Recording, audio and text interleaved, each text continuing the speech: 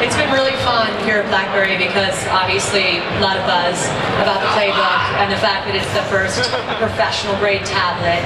So the concept was to gather 4 really diverse, really cool professionals to talk about what it means. And the 4 of you, Adrian Grenier, Piers Morgan, Common, who is incredible, and now the incredible actress and activist Olivia Wilde, all of you said the same thing, that it's about following your dream, it's about following your passion, and whether or not you know you're going to, hit it financially or successfully, it's still what you need to do to really be a pro. Would you agree?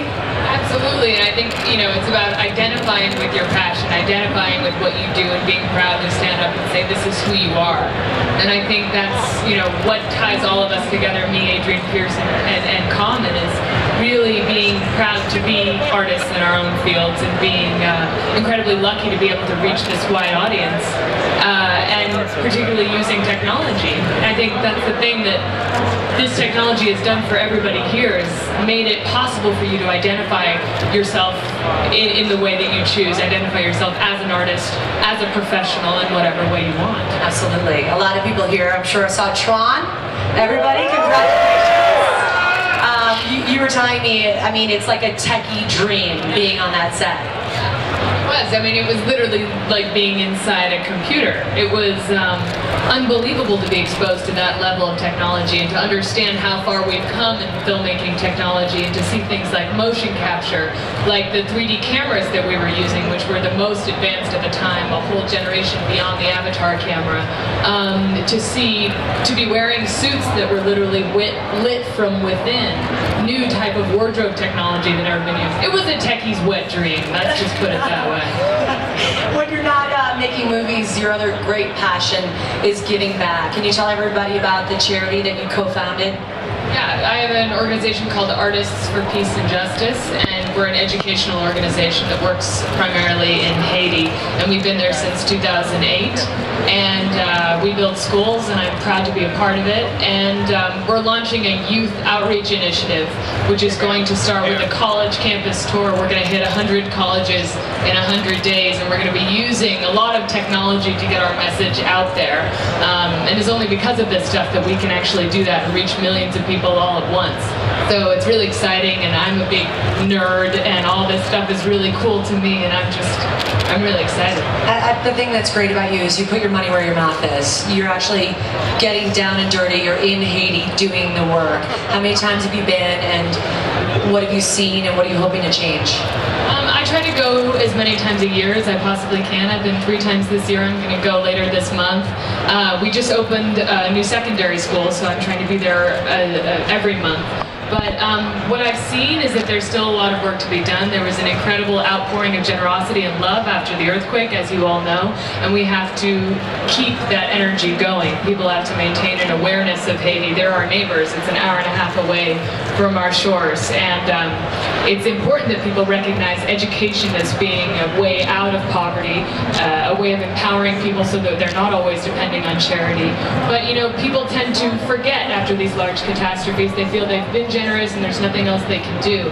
What I hope to do is to create a movement for people to connect with our neighbors in the developing world, and to be able to take responsibility for those people, and to promote healthcare and education and everything else that they need. It's young artists. Does that mean that only an artist can participate?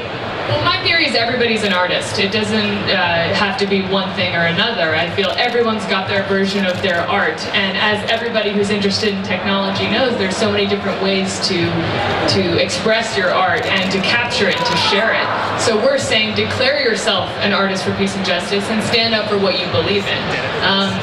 We really believe in the revolution in cool. What I like to say is giving a shit is cool. People in this generation will be known for making an impact, and the way you can do that is by creating movements, it's by putting your money where your mouth is, by identifying yourself with what you believe in. So we're saying declare yourself an artist for peace and justice, stand up for the end of poverty, and contribute in whatever way you can.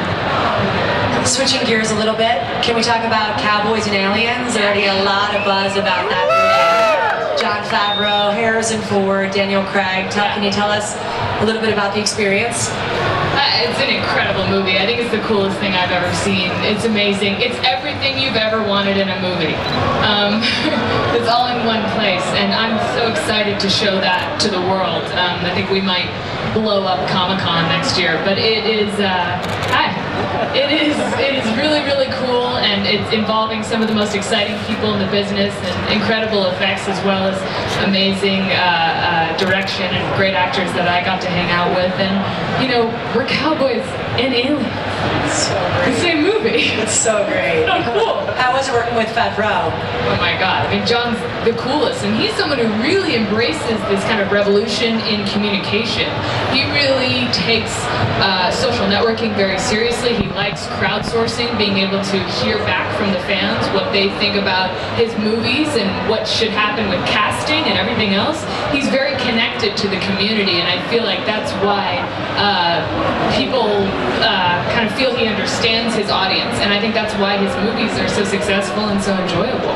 I'm sort of in my head going over all the movies you've done and actors you've worked with, and I'm wondering, who haven't you worked with that you're dying to? Oh, that's a good question. Wow. This is a calling card right now. Martin Scorsese, he's probably here, right? I'd like to work with him. Marty, I'd like to work with you. Make it happen. When you are not doing charity, when you're not acting, and I think you have how many movies coming out in the next 6 months? I don't know. A lot. 4? Yeah, a lot. I was like, ooh, I hope I get to all of them. Yeah. But when you're not doing all that, what do you like to do in your free time? What's free time? Yeah. No, gosh, I mean, I love to travel. I love to, you know, spend a lot of my free time in Haiti. I mean, that's really what I like to do when I'm not working.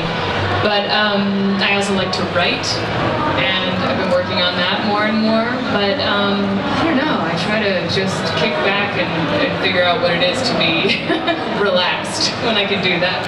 What was the tipping point for you? When did you sort of know, okay, acting's not just something I watch on TV, it's what I want to do, it's my passion? Well, I think tipping points for all of us are really people that give us a shot. I think everyone here can identify somebody who believed in them at one point and gave them the shove that they needed. I've certainly had a lot of those people in my life, starting with, you know, teachers when I was young, and certainly casting directors who gave me a shot. I was an assistant. I was the worst assistant in the world. I never got one lunch order right. I never made one pot of coffee correctly.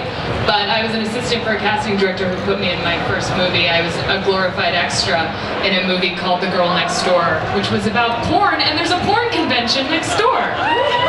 So it all comes full circle. Coincidence? Here I am. think not. Yes, I'm back here at the porn convention. So who would you consider sort of your mentor, your inspiration?